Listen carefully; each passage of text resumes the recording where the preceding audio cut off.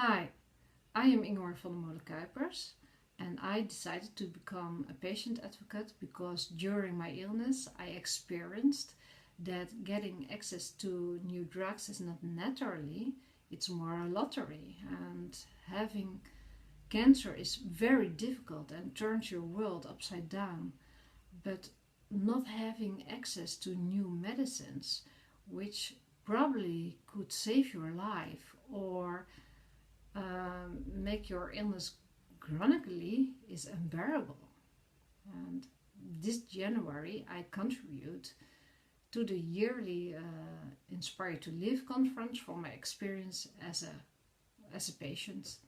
Since 2010 I have breast cancer, and my doctor mentioned a new drug which was in phase 2.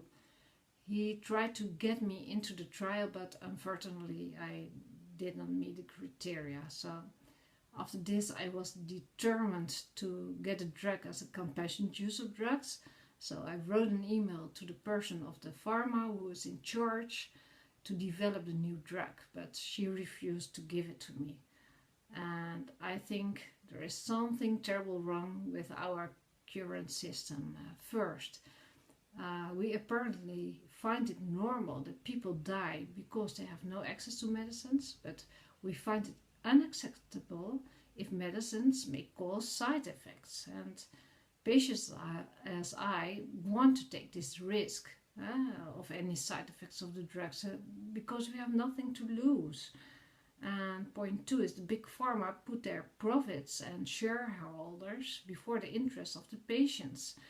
They are so afraid of any side effects of the drugs and the negative publicity that they cause this.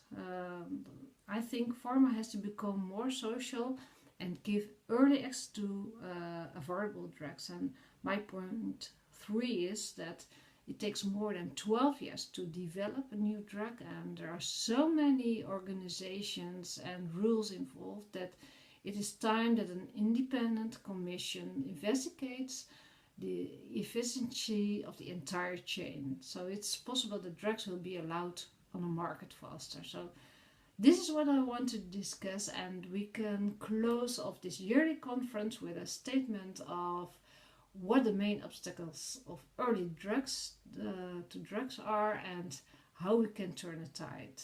These points would make it a very successful conference for me.